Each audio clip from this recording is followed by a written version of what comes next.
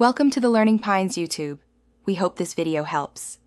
In this video, I will explain how to put Wi-Fi on your computer. First, let's check if your computer already has built-in Wi-Fi.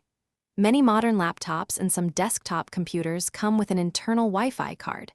You can usually find a Wi-Fi icon in your system tray, typically in the bottom right corner of your screen, or by navigating to your network settings. If you see this icon, you're likely ready to connect. If your computer doesn't have built-in Wi-Fi, a USB Wi-Fi adapter is your best solution. These convenient devices plug directly into an available USB port on your computer.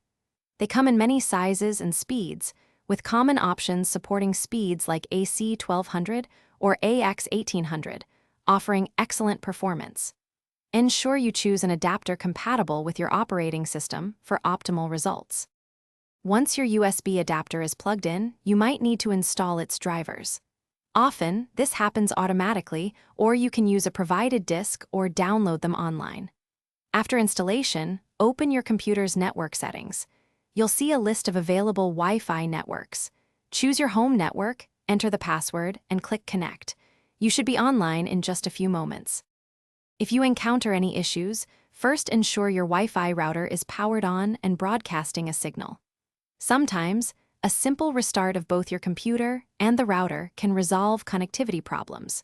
Also, regularly check for and install updated drivers for your Wi-Fi adapter to maintain optimal performance and security. With these steps, you'll enjoy a stable wireless connection. Thanks for watching. Consider subscribing if we helped you.